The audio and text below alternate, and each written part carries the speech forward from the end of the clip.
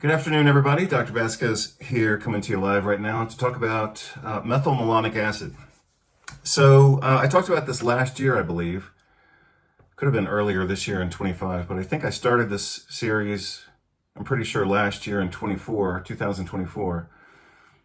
And at that point, I talked about this series of videos being called, or at least under the title of vitamin B12 pharmacology. B12 has been a nutrient that has interested me for a long time, like decades, literally decades, like back in the 1990s, because it's a very interesting nutrient.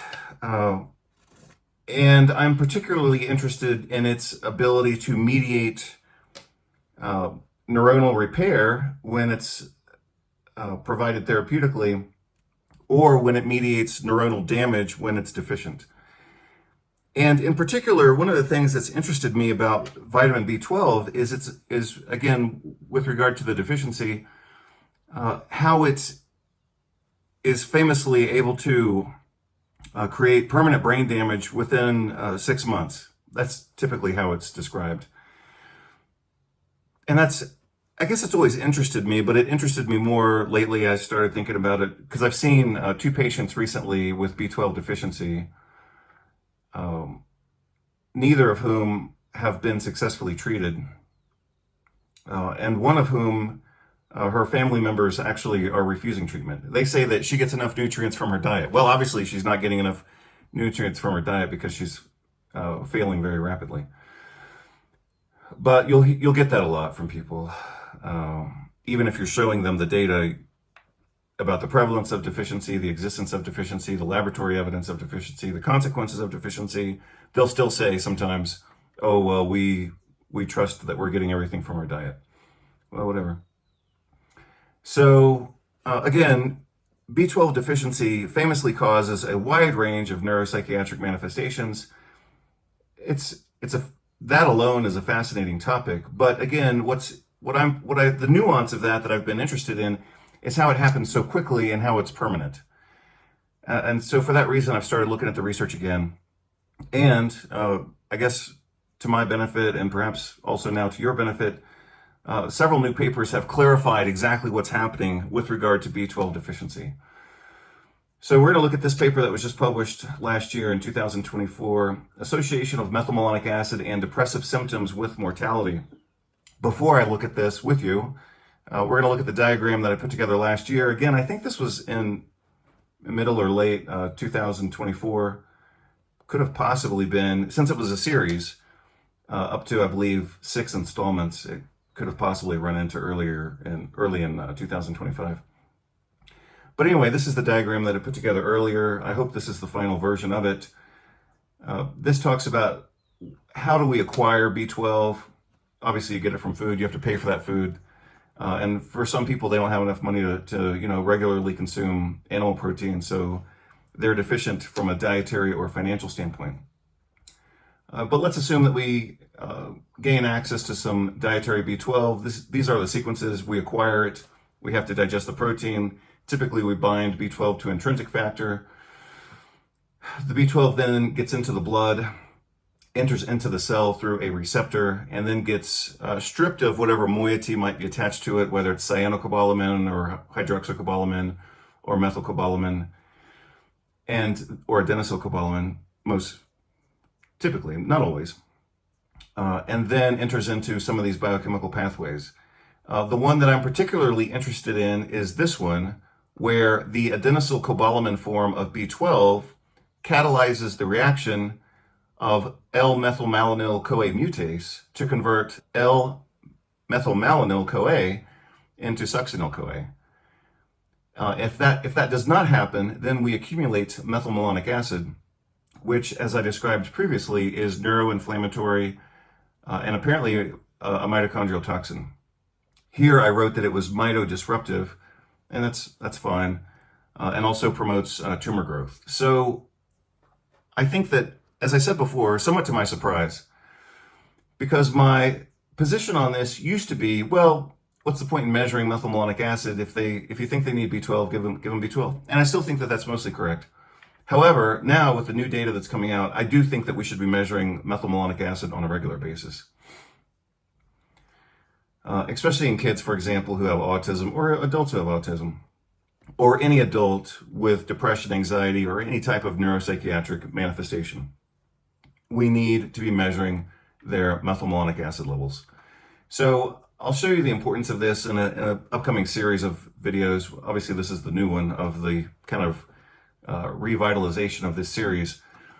But if this is at all unfamiliar to you, then I invite you to go back and look at, I believe it was B12 Pharmacology Part 6. And that was when I finally kind of nailed down this diagram that I created. So I invite you to go back and take a look at that video.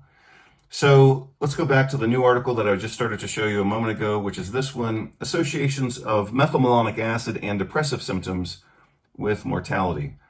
So basically what they showed in this article is that the higher levels of methylmalonic acid correlate with more depression, and we already knew that. I mean, that's nothing really new. I mean, we've known that for 20 years at least.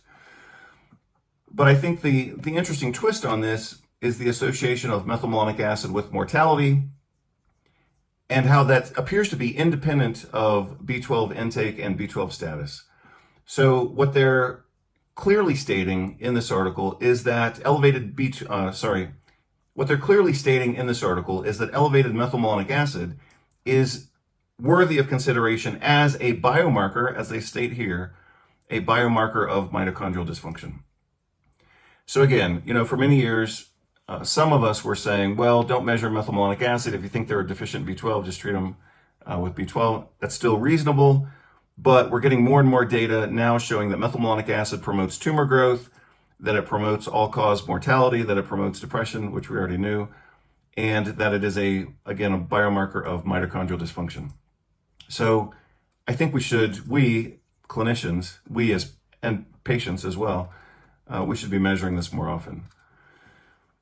So the association in this article between MMA, methylmalonic acid, and depression was stronger in men, and especially older people over 60 years of age, as they state here. Higher levels of MMA having more depressive symptoms and more mortality. Elevated MMA levels were associated with depressive symptoms and increased risk of mortality again.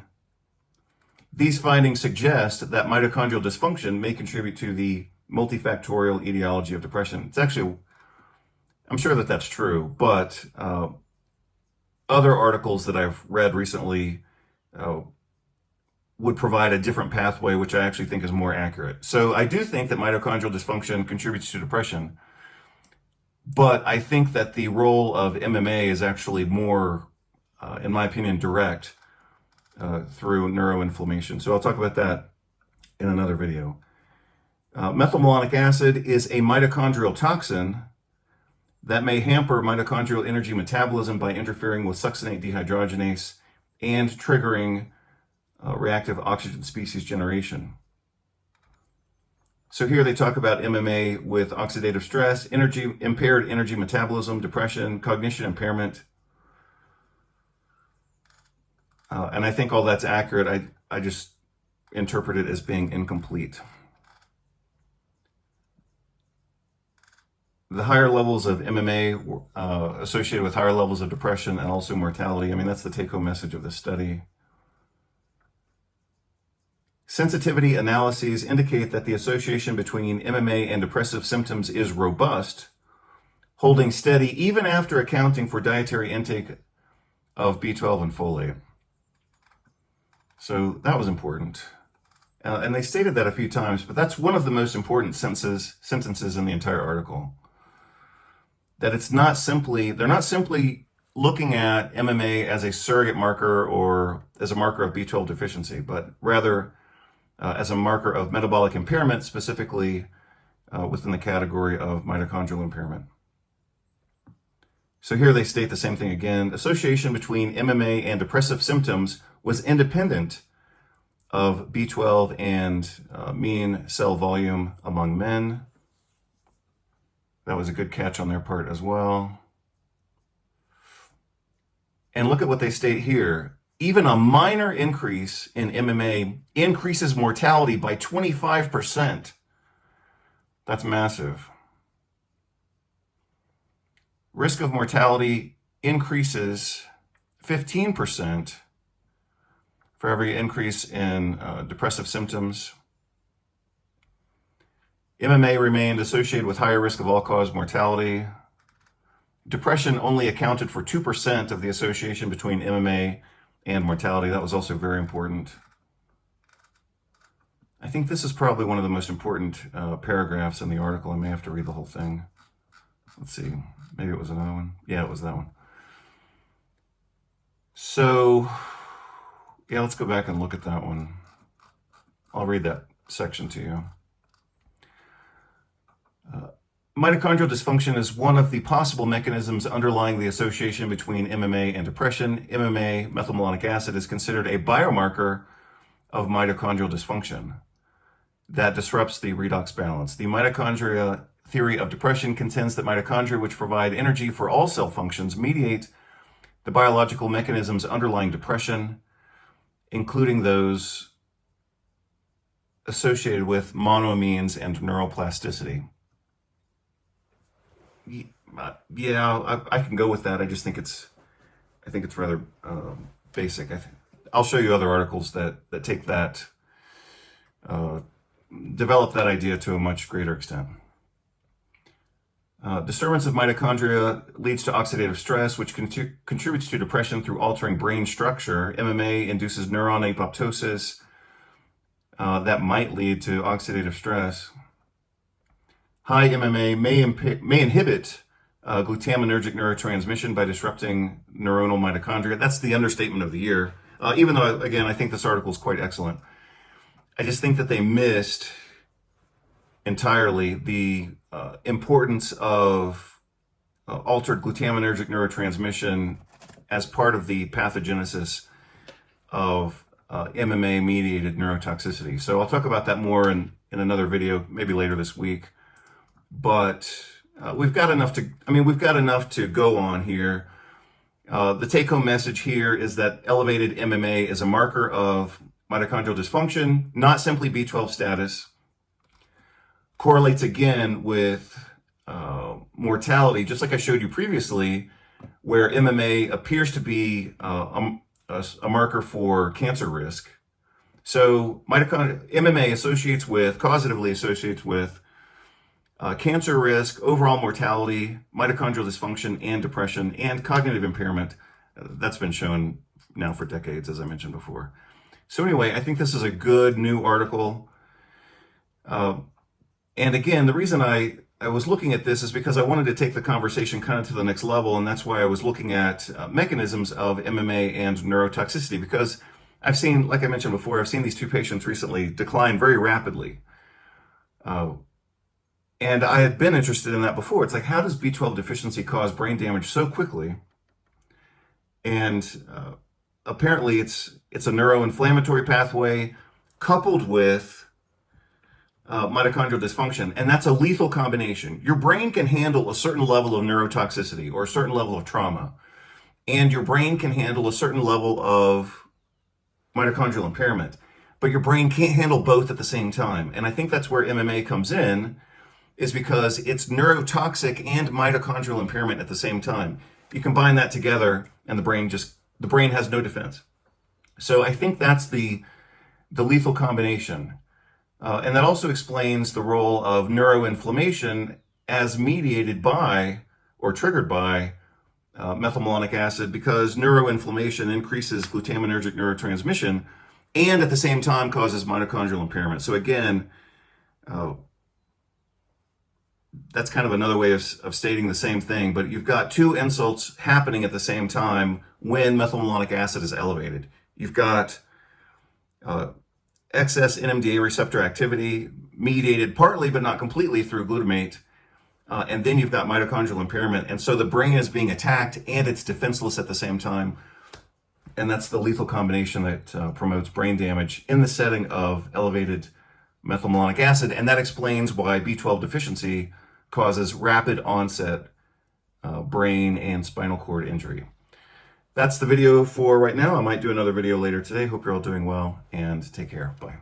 And also, I'm sorry, be sure to see the other video. If this was kind of new information to you, be sure to see the other videos that I did up to part 6. So that was, again, a total of 6 videos when I first started looking at this under the title of B12 pharmacology. Now I'm looking at it more from the perspective of MMA and neurotoxicity. So be sure to look at those other videos. Take care. Hope you're doing well. Bye.